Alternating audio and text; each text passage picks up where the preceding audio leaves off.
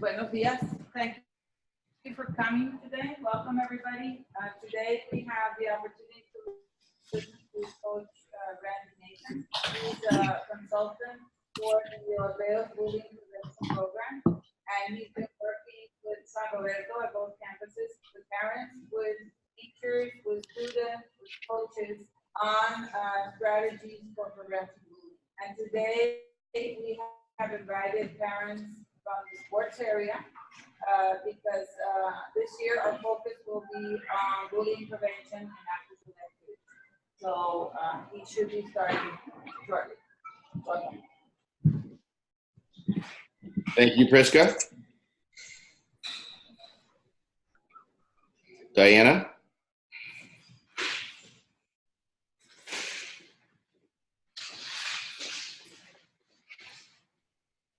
Hi, Randy. I did the introduction in Spanish a moment ago, so we're ready to start. Let's have some fun. Everybody's good? Buenos dias.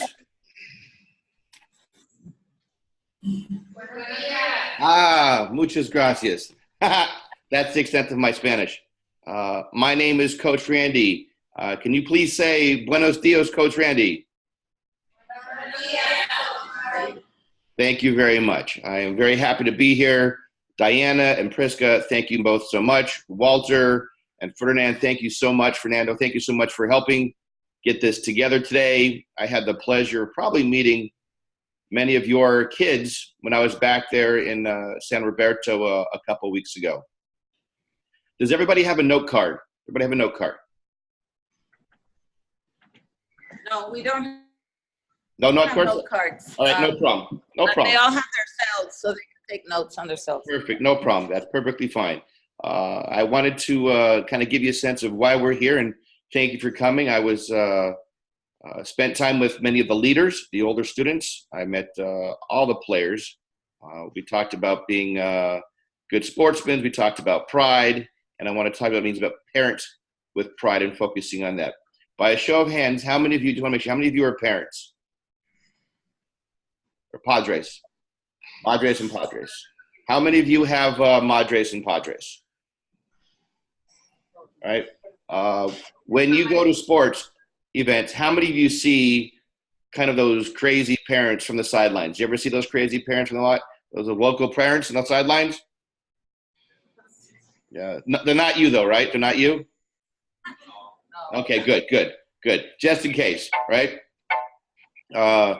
And so what I wanted to do is kind of walk you through a few pieces here. I'm trying to figure out now what's happening with my computer, right? Our goal for today, and what I want you to do, is understand the most important thing we want to create are better athletes and better leaders, regardless of age. So from this point forward, when I say better athletes, I'd like for everybody in the audience to say better leaders. Better athletes. Better athletes. Better leaders. Better athletes. Better leaders. Excelente. This is kind of an interactive piece. I also might ask you to give me 2 claps. Can you give me 2 claps? You can do a little better. I know it's really 2 claps. 2 claps. Better athletes. Better leaders. Better athletes. Better leaders. So if you would, please be here. It's not going to take overly long. We'll be done probably by 9:15, 9:30 the latest.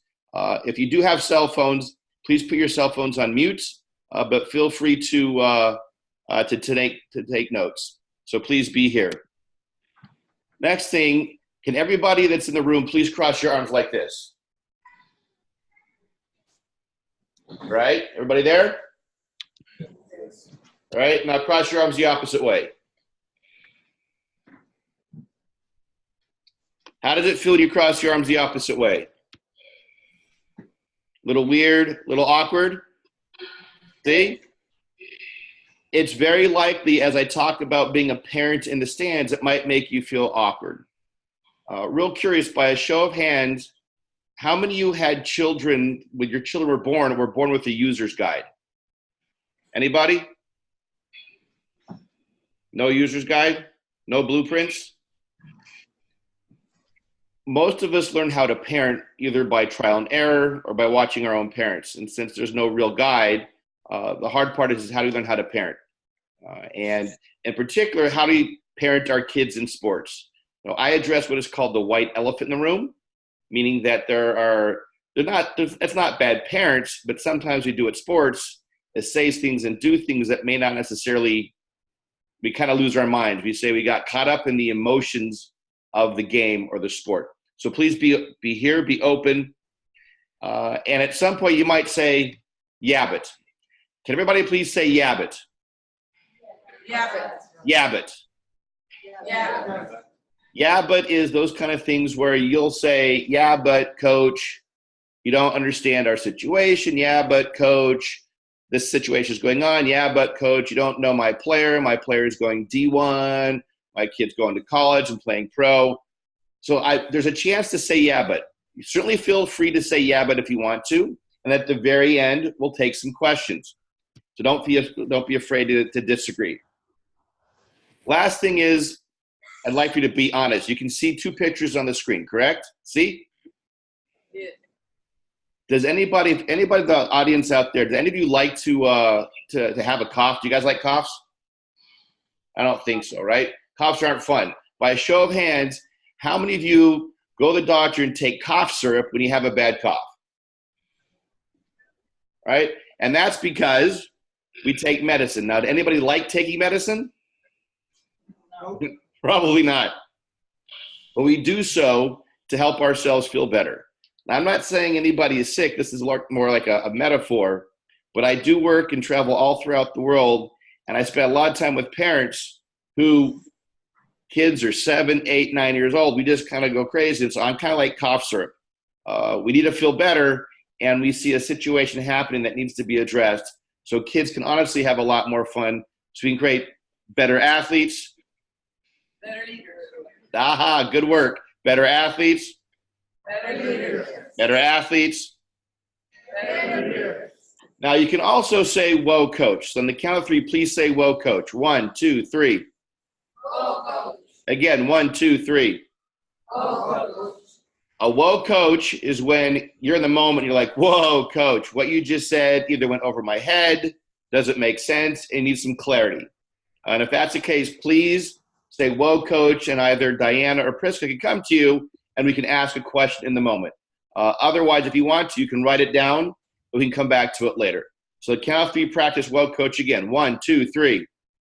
Whoa, coach. Whoa, coach. 1, 2, 3.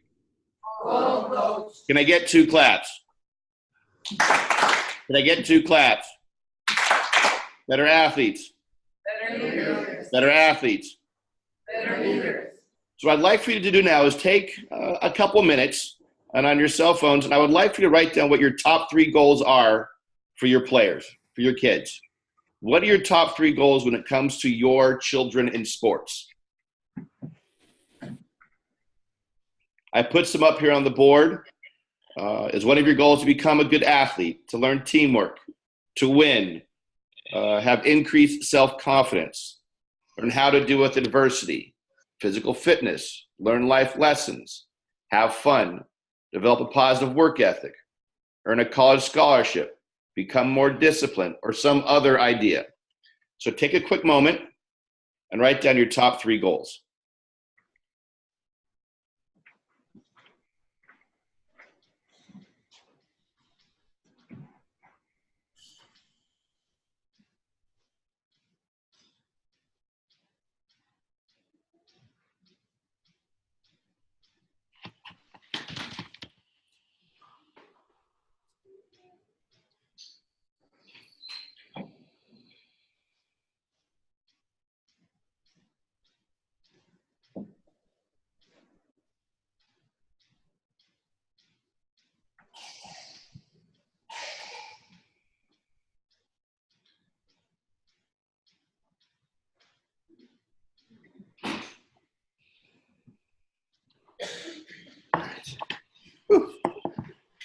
Who needs more time? I need more time?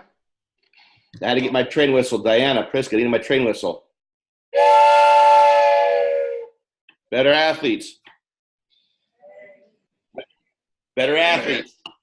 Better leaders. Better athletes. Better leaders.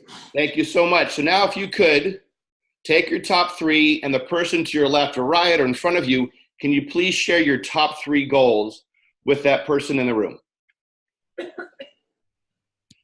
Share your top three goals with the person sitting next to you, the person behind you real quickly. Give you about a minute to have that conversation.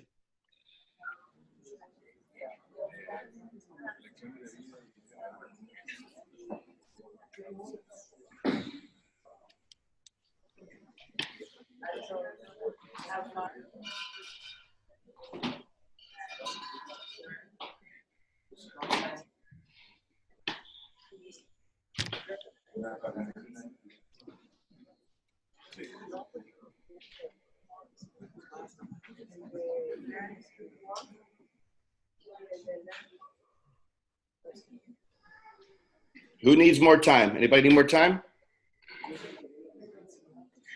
All right. Better athletes. Better leaders. Better athletes. Better leaders.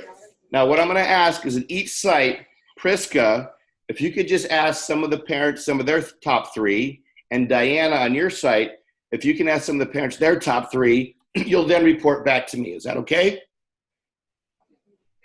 Top three. Teamwork, self-confidence, deal with adversity. Okay. Have fun. A lot of you don't have fun.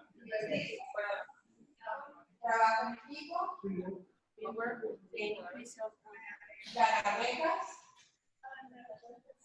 aprender lecciones de vida, afrontar la adversidad, self-confidence,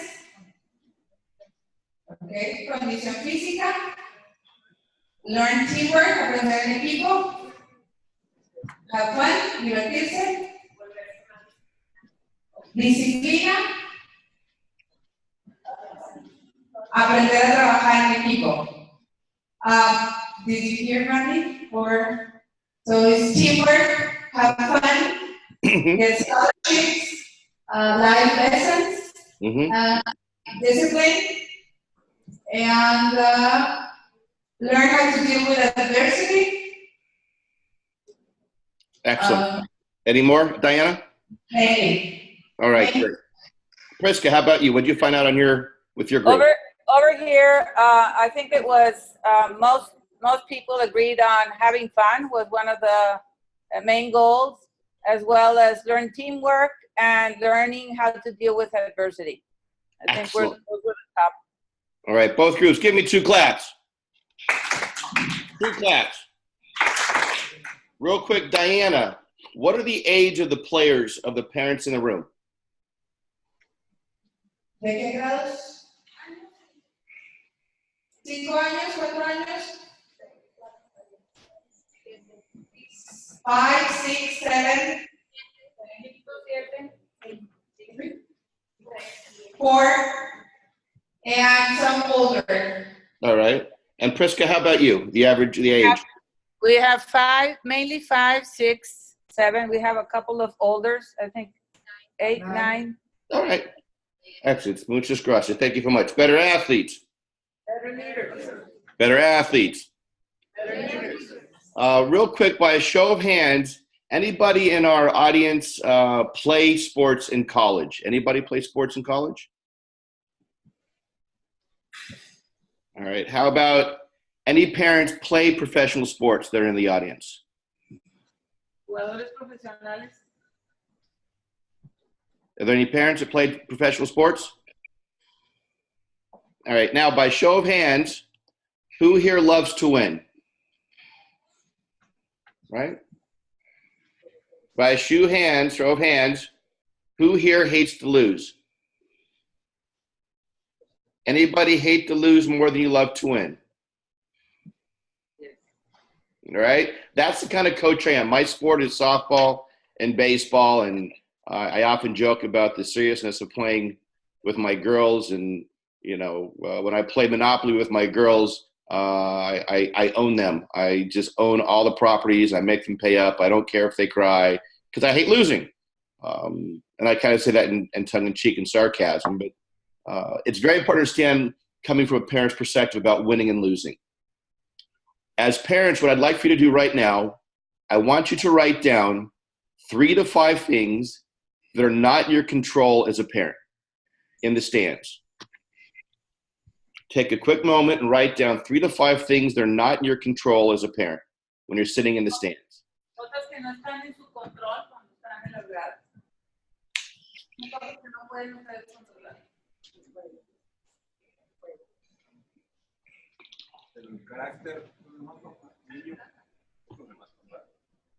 So Kristen and Diana, you want to kind of facilitate a quick conversation and give me some thoughts. El marcador. ¿Qué es lo que no tenemos control? Si nosotros estamos viendo un partido de nuestros hijos desde las gradas, ¿qué no podemos controlar de lo que sucede en el partido?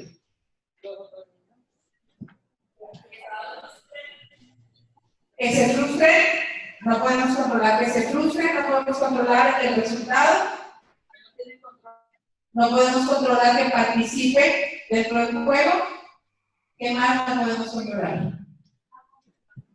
La concentración que tengan los niños, verlos desmotivados o frustrados.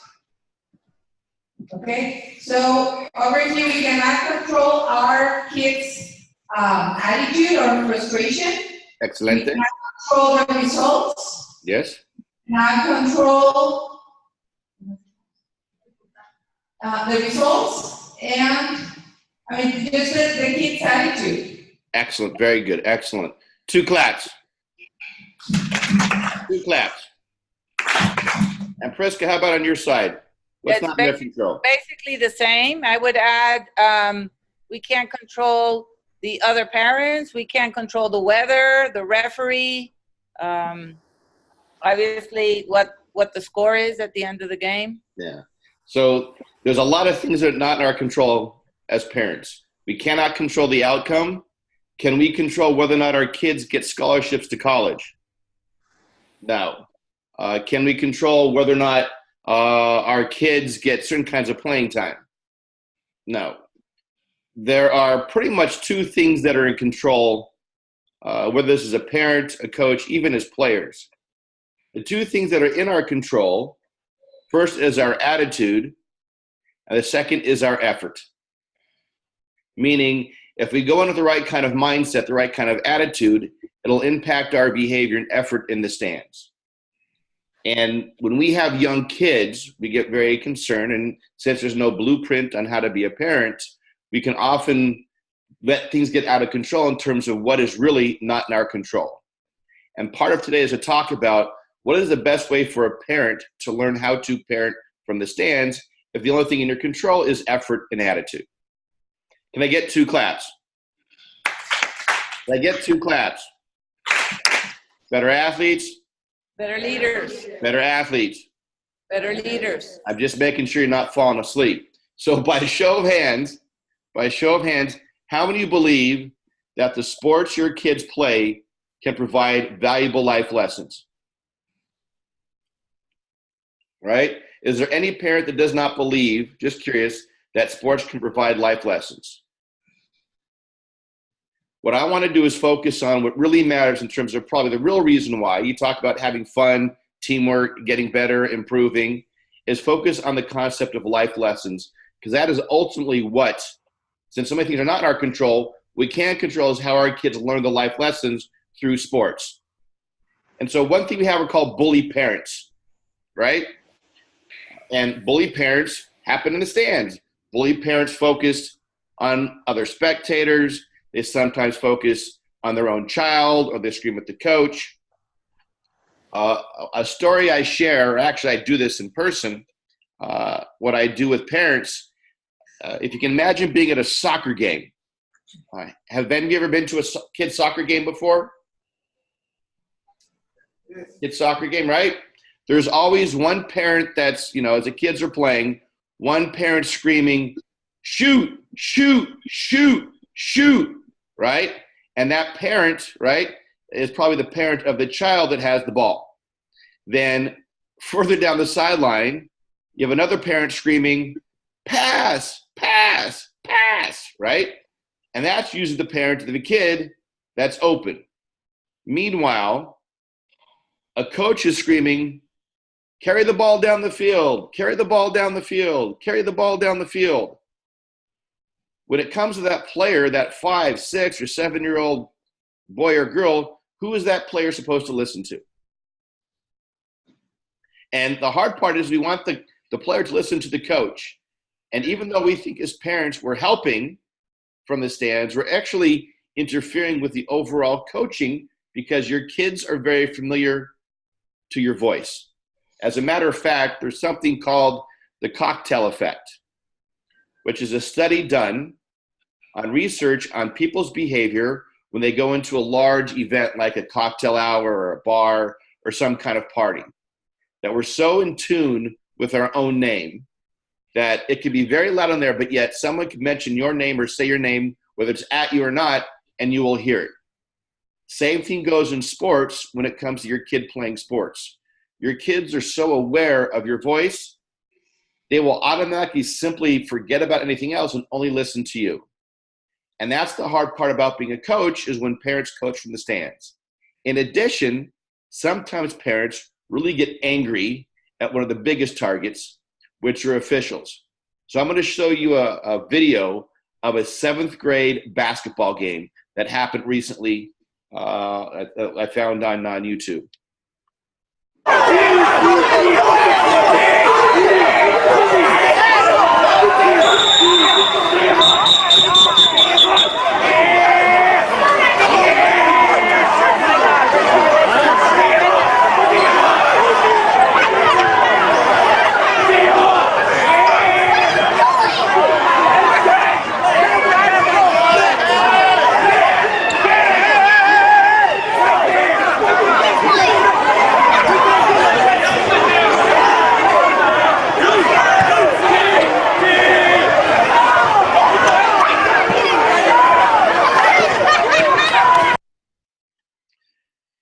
That seems to be more of an occurrence when parents get really upset with officials. And again, that was a 7th grade. So we're talking kids who are 11, 12 years old basketball game, which in the big picture of life is pretty meaningless. But we as parents get so concerned about being fair and something going on, we have a hard time controlling our emotions. And I want to focus that the big picture of parents is really to let kids have fun, right? And become better athletes. Better athletes. Better leaders. We have found that as kids age, the number one reason why kids continue to play sports is because it's fun. The second biggest reason why kids continue to play sports is to be with their friends. The third reason is often because they want to get better, improve, be part of a team, and compete. Those are the 3 most important things. Winning is not in their top 5 of playing sports. It often becomes winning because of focus from the two core pieces that involve sports, coaches and parents, make the appearance that it's all about winning. And we have to be very careful when clearly it's not about winning, especially at 7, 8, 9-year-old. Now, if you have a child who's playing in college, and I work with a lot of college athletes, or the professionals, winning certainly takes on a different meaning. But ultimately, even through high school, in the high school years, whether they're 16, 17, 18, it's still much more important for them to have fun, be with their friends, and prove to be part of a team. And our ultimate goal is to create better athletes, better athletes. But I get 2 claps. But I get 2 claps.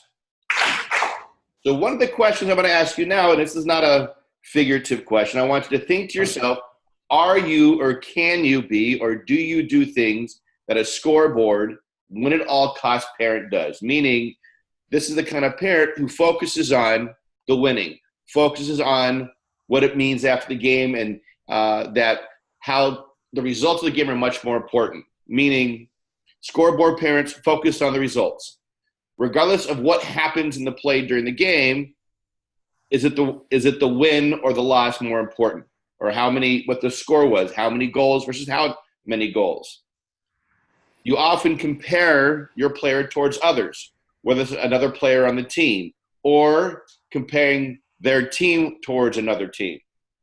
Are you a parent that gets upset when mistakes are made and often criticizes, maybe not yells, but focuses more on mistakes and mistakes not being okay? Are you the kind of parent that sometimes humiliates the player to motivate? Now, it may not necessarily be humiliation as hard as it might be as a kid gets older, but kind of teases them in terms of what might happen at 6 or 7 years old based on their style. Maybe it's how they run. Maybe it's how they kick the ball, and you some kind tease them to help them maybe motivate them to get better, right? Or what a lot of parents sometimes do is use inappropriate language around sports. And that's a common thing, and how we treat players as if those kind of words are more acceptable in sports. Those are generally some of the qualities we find, and we call a scoreboard parent. Now, I'm sure there's no scoreboard parents here today, which is why we're taking this action, because your kids are so young. The idea is help become a better parent in a certain way, but most importantly, create better athletes. Better leaders. Better athletes. Better leaders. Can I get 2 claps? Can I get 2 claps? So what we say versus what we do. Most of us always talk to our kids about effort. We have said to our kids, we don't really care so much about the outcome, whether it's grades or the game. What we want to do is really for you to have fun. And do your actions match what you say? Do your actions match what you say in order to create better athletes? Better leaders. Better athletes. Better leaders. So go back to your top 3 goals, right? Do your top 3 goals reflect what really matters to you in sports? For some of those goals I put up there, for instance, winning in college scholarships, those are all things that are not in your control as a parent, and not even in control for your player, and can sometimes create big challenges with how you communicate with your player. If your goal is for your child to be a professional athlete or get a college scholarship, everything you evaluate your child's effort on will be based on whether or not he or she will be good enough to get that. However, if your goal is to have fun, get better, make friends, improve, learn teamwork, those are all things that are in the control of the coaching staff and the player to help you get what you ultimately want, which is not only a better athlete, but also a better athletes, Better leaders. better athletes. Better leaders. And here's a very interesting statistic that I love sharing with parents. 70% of kids stop playing sports by the age of 13. And the number one reason why is because it's not fun anymore. And the 2 biggest groups that are responsible for fun for kids are parents and coaches. And research has proven kids who are involved in sports or in dance or in cheerleading or in drama or music and instruments, some other extracurricular activity, we know that kids have better social relationships, are more successful within the workforce, do better in school, do better academically, have greater interpersonal skills, and go on and live healthier lives. We know that, whether it's sports, dance, music, you name it. We do know that in corporate America, there's a lot of reference, not corporate America, corporate Mexico even, right? In the corporate world, that there's a big, strong focus on the idea of teams and teamwork. Companies often refer to their staff as being a team player or their team. And so it doesn't matter where you are in the world, the knowledge and understanding what it means to be part of a team is extremely influential into your skill set. And so if kids are dropping out by the age of 13, what kind of things are they doing instead of sports or instead of music and drama and dance? Often going back and playing what game? What's one of the most popular games kids play today? Video game. Fortnite. Anybody have kids who play Fortnite? Roblox, Minecraft. They spend more time in front of the computer and in front of a TV screen of some sort than getting out and doing something else extracurricular. So it's very important for us to create an environment and culture Let all kids to have fun and still want to play and compete to create better athletes. Better leaders. Better athletes. Better leaders. And so what I talk about is something called parenting with pride. And it's a concept and topic that when I met with coaches was how they coach with pride. And when I met with players about how do you play with pride. And it's a philosophy that is research-based on number of elements of pieces, meaning we know that coaches care very much about their players, but how they communicate their players is very important. We have since learned that sports in particular, and I've learned a lot about San Roberto academics, sports is really a continuation, right, of the field is a continuation of the classroom. They interjoin, they connect.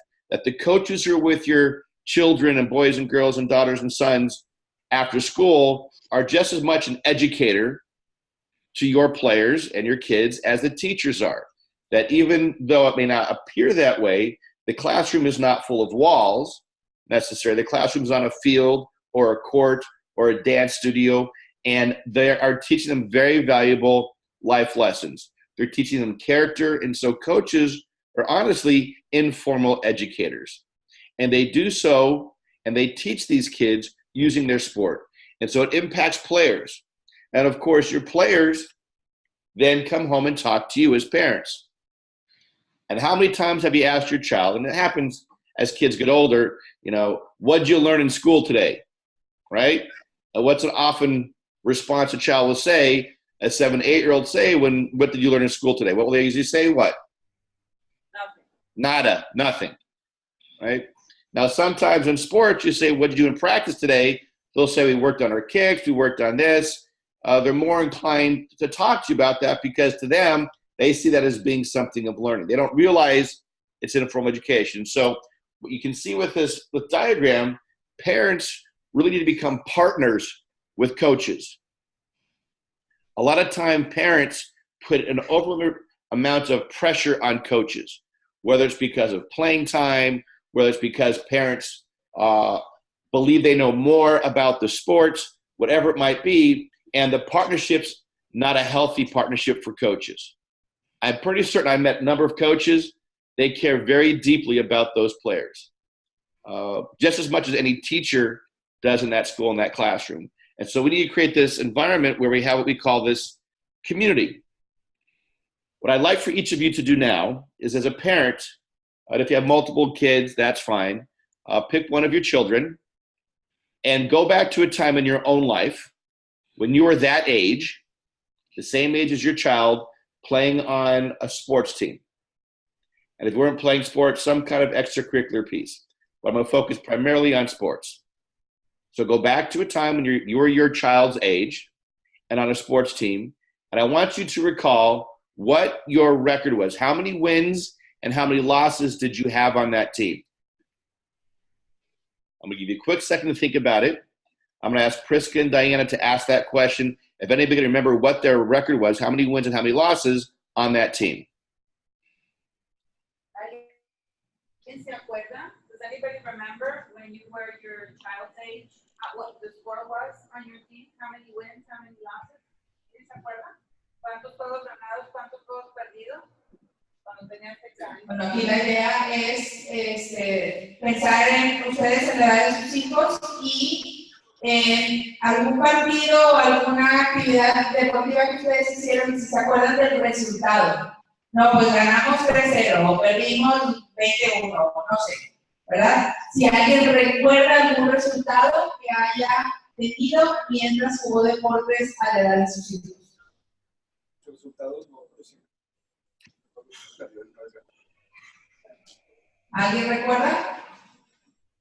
Pero no se acuerdan, ganamos 5-0. Salió un marcador, no en general. El marcador. So, Nobody. sorry. Nobody. How about you, Priska? Anybody? No, they remember having lost or won, maybe, but they don't remember. I remember. Thank you so much. Give yourselves 2 claps. 2 claps. Now what I want you to do is go back to that same team, same time frame, and think of a friend that you had on that team. can all of you think of a friend on that team or a teammate that you did stuff with? ¿Pueden acordarse de algún amigo o que hicieron en su equipo? You remember a friend on that team? Sí. Yes, Randy. Priska, Yes, they can remember. right? Mm-hmm. The idea is that it's funny to think about memory. And I love talking to parents because we don't remember the record, the wins and losses. We don't remember the scores.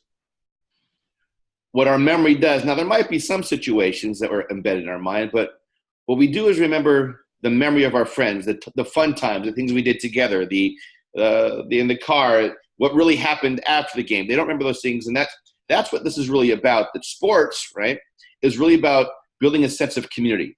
That you became friends with their parents. You met some of your best friends as parents. Your kids have those things. And we forget that in sports, that is what really matters the most. It's not the end result, is that sports brings together wonderful memories for your kids, the sport, as well as these life lessons, and most importantly, being part of a special community. Whether it makes sense or not, we're in the community building business and memory creating business for our kids, especially at this age. And how we behave and how we act impacts that overall experiences. I am somewhat confident when I work with kids, and I talked about the parents in the stands, they often get embarrassed by what their parents say and do. Parents, their best intention is to help them, but ultimately their memory is not as great in terms of what transpires. And I wanted you to remember when you were playing that for you, it wasn't about the wins and losses as much as about the friends and things you did together to create better athletes, Better leaders. better athletes. Better leaders. And I break down the word pride because pride is something that comes from within and a very unique formula. So P stands for performance, R stands for respect, I stands for integrity, D stands for determination, and E stands for excellence. And except for performance, it almost works together in terms of my acronym in Spanish. But the idea is that it's about desempeño, respeto, integridad, determinación, excelencia, right? Performance, respect, integrity, determination, excellence. It's a thought process that I use very clearly, and I'll let you know how it plays out in terms of how to have the mindset of parenting with pride. Because the ultimate goal we want you to walk out today is that you focus on one thing as a parent: life lessons. Lecciones de vida, life lessons. To create better athletes.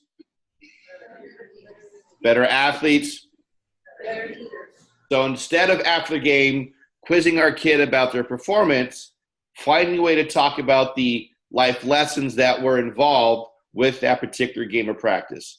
Help them understand what it meant to involve the bigger picture as opposed to winning and losing.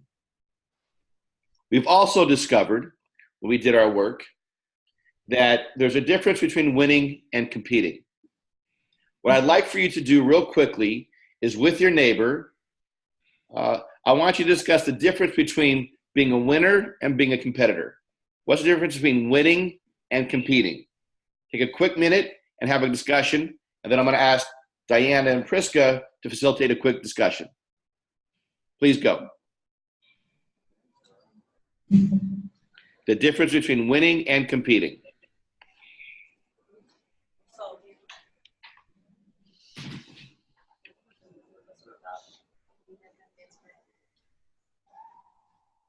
Okay, ¿cuál es la diferencia entre ser ganador o ser competidor?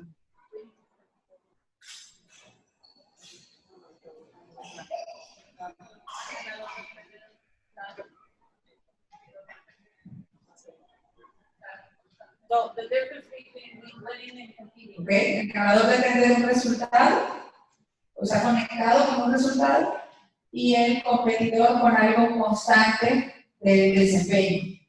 ¿Alguien más? Entonces, Mario, Competidor, yo pienso que es el que está enfocado tanto en ganar, sino en tratar como de dar lo mejor de sí. Okay. ¿Estamos de acuerdo? ¿Por ahí atrás? Okay. Okay, we're ready. The So winner, Diana, what's the difference between winning and competing? winning has to do with a sport, and competing has to do with effort, constant performance, Mm-hmm. and just being constant on what is happening All right. in the game. Right. We get 2 claps. 2 claps. Excellent. Priska, how about you on your side? What did you discuss? The same. Winning is just like focusing on the result, no matter what, and competing is the process that involves a lot more. The values that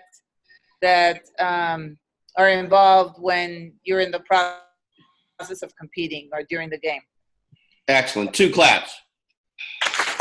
2 claps. Better athletes. Better athletes. So you're starting to get the hang of what we're talking about. Winning, right, is about the results.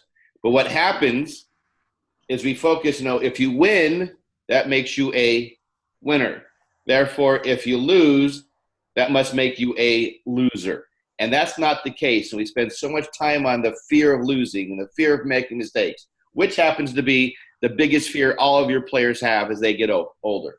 The fear of making a mistake, the fear of failure, which leads to fear of losing, because when you mess up, make a mistake, and lose, you're often yelled at.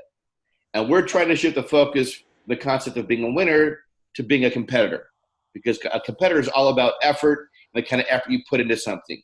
And when you focus on that, that allows players to feel, and kids, much more in control of who they are in terms of their skill set.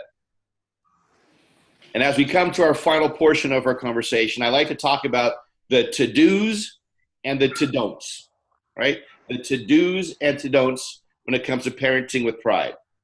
First things first is do focus on the big picture. Focus on the big picture.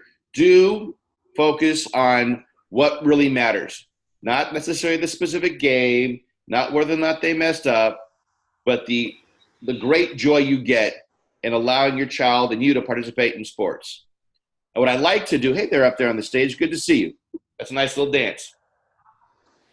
By a show of hands, who would like to hear the 5 most important words you can share with your athlete when it comes to play?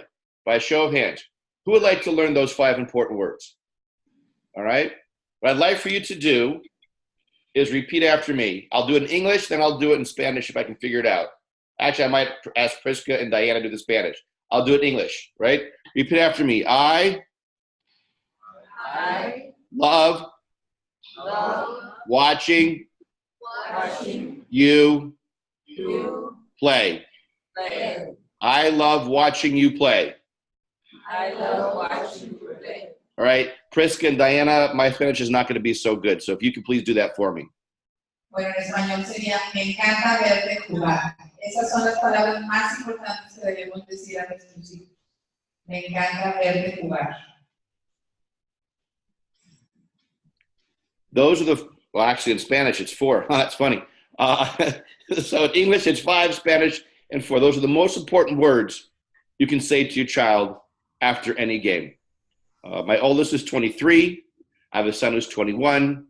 I have a daughter that's 12 and a daughter that is 9. I have a second chance, almost a do-over, when watching my kids play. We played a softball game last night against a team that was much better than us.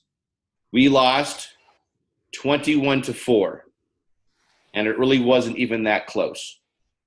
But the first thing I told my daughter when we walked off the field was how much I love watching her play, because she's 12, and then she's going to be 14 and 16. And before I know it, she's going to be done playing. I have no idea what's going to happen with her skill set as she gets older. All I know is that I have a chance to get to watch her play. And I want to understand the value of those words that you can use when you give it to your kid, when you say, I love watching you play. So focus on the big picture and say, I love watching you play. Here are the 2 don'ts. One of the biggest don'ts is please don't coach from the stands. I know it's hard, it's difficult. If you have a hard time and all you can do is coach, instead of screaming coaching, give yourselves an index card, a note card, or on your cell phone, and start to look for all the positive things you see that happen over the course of the game. Don't focus on the in the moment. Look at the players and how they're interacting, if they're high-fiving each other, if they're hustling, if they're smiling, if they're listening to their coach. Then share that list with your players in the car instead of doing all the discrimination, all the different focus, and all the mistakes. Do your best to not coach from the stands. It's frustrating for the coach, and the player has a very hard time because you might often say something different than what your child's coach says. So for instance, I'd like to share this video with you.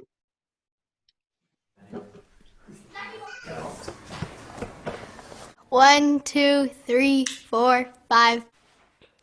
All right, you guys ready?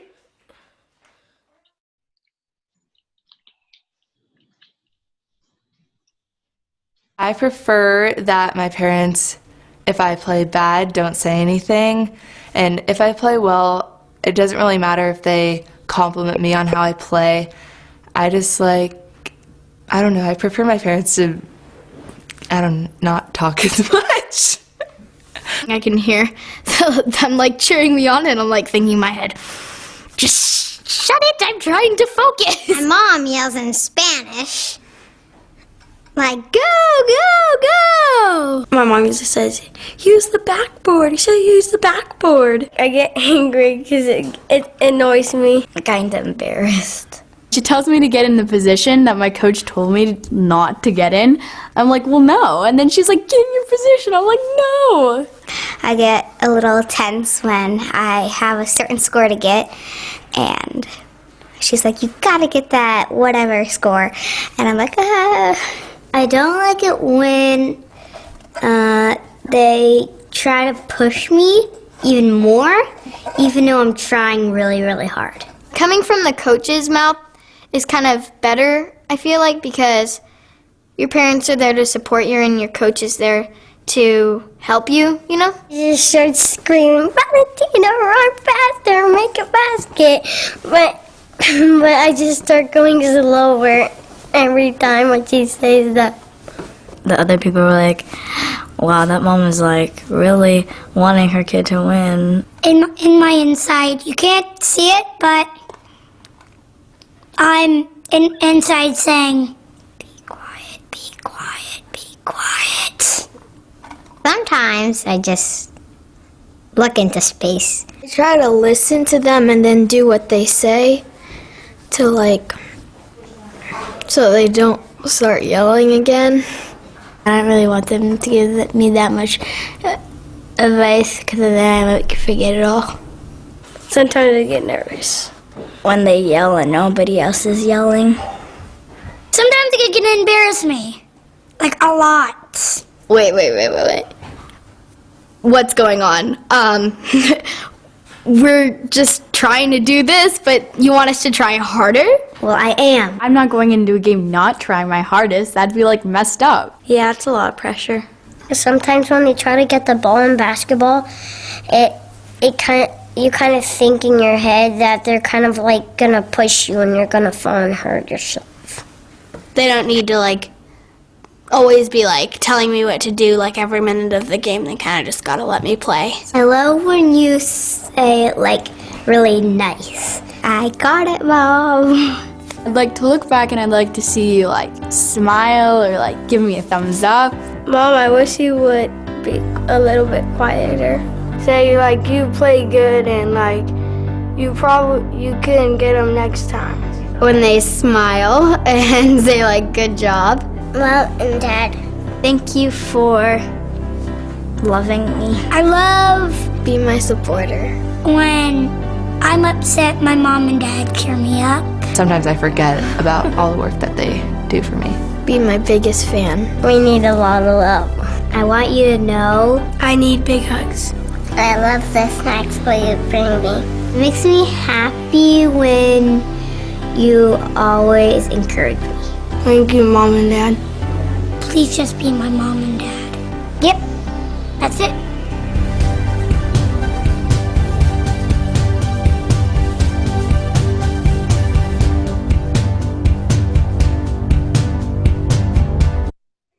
So we have a very large movement of I love to watch you play. And those are kids from literally all across the world. And as you can see, those are some pretty young kids.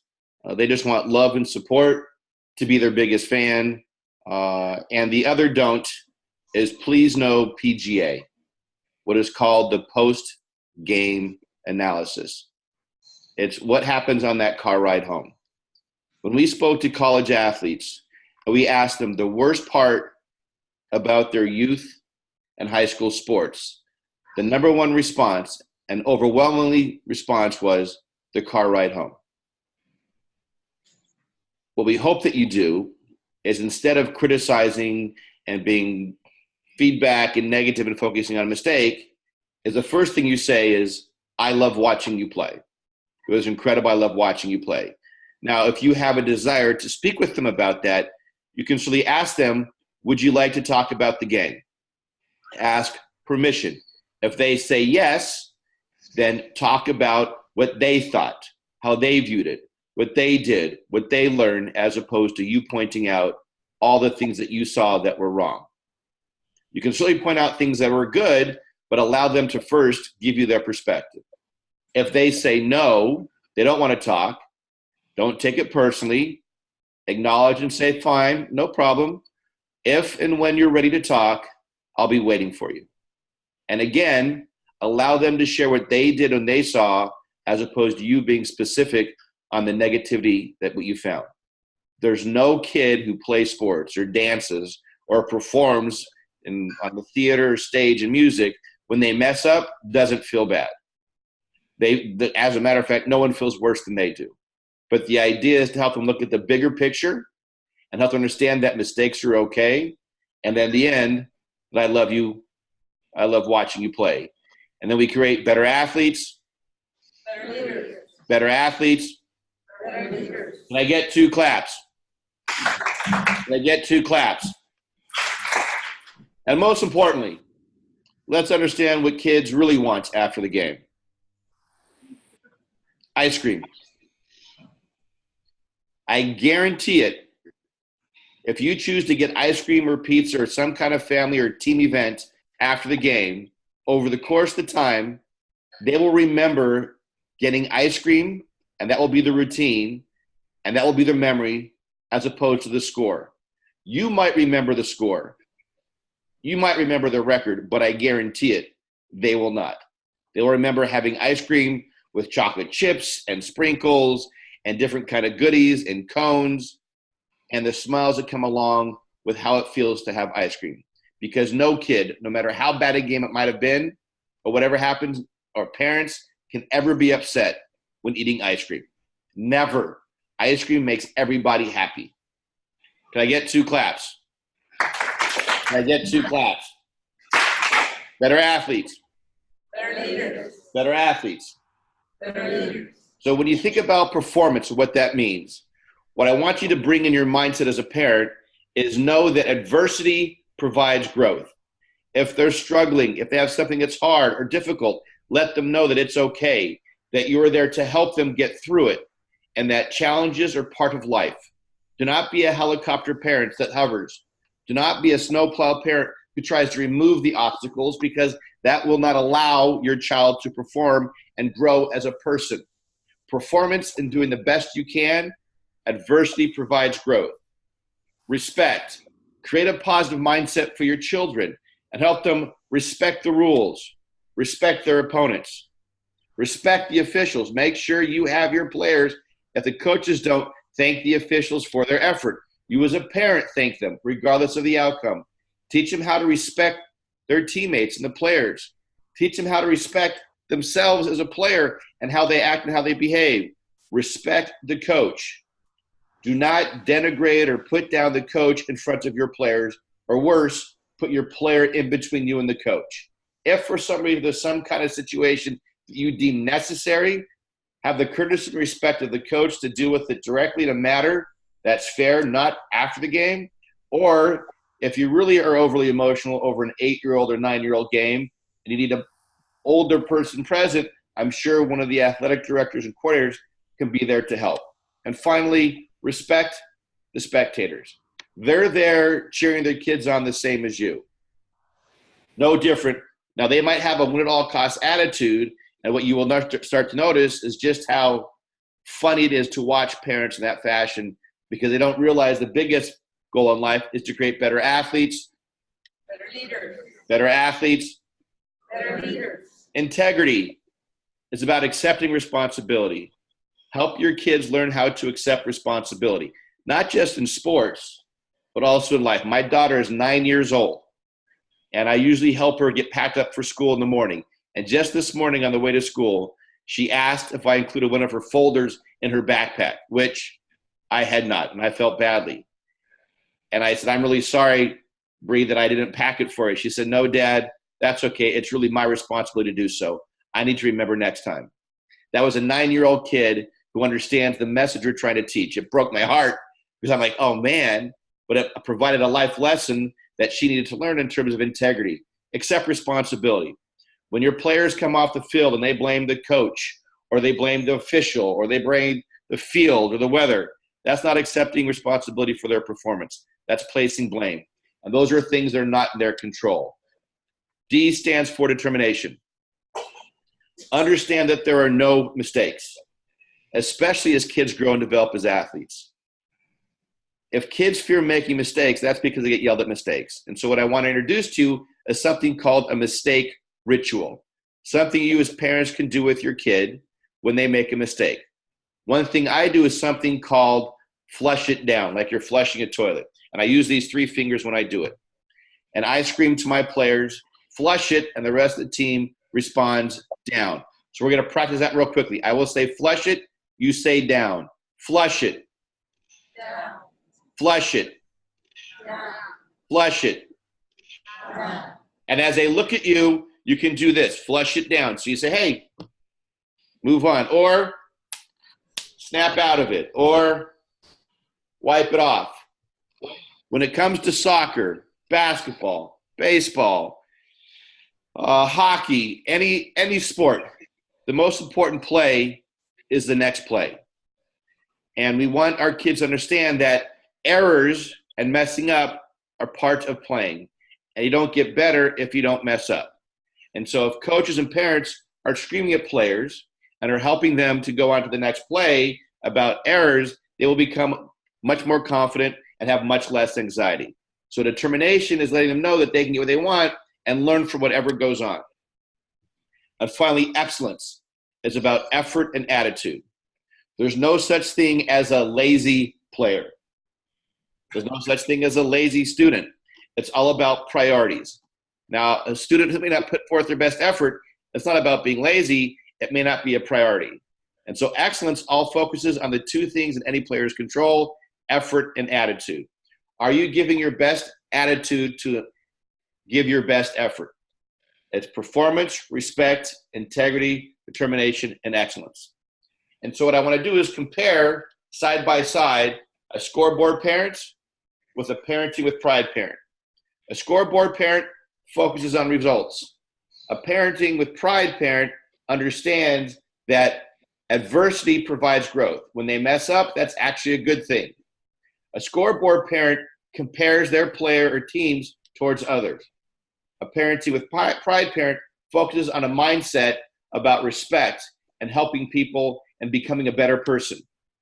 A scoreboard parent says, wait, mistakes are not okay. A parenting with pride parent says, there are no such thing as mistakes, only learning opportunities. A scoreboard parent might use some kind of humiliation to motivate. A parenting with pride parent will accept responsibility and teach their kids to accept responsibility. A scoreboard parent will focus on inappropriate language or use words that are demeaning and hurtful. Whereas a parenting with pride parent will focus on their effort and attitude. Our researchers prove that taking the parent with pride approach, when it comes to your child, their anxiety will go down and their self-confidence will go up. To create better athletes, Better leaders. better athletes, Better leaders. better athletes. Better leaders. Can I get 2 claps? Can I get 2 claps? Can I get 2 more? Better athletes. Better leaders. Priska, Diana, and all my wonderful friends at San Roberto School System, thank you so much for allowing me to be here and be part of your what is it, Wednesday morning. Muchas gracias. Muchas gracias.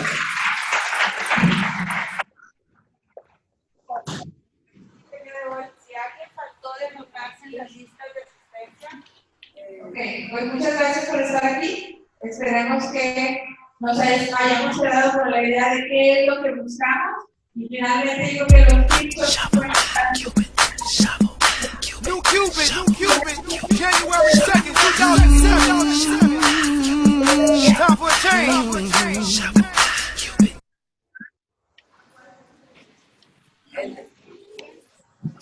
ese, no te viene de la mata.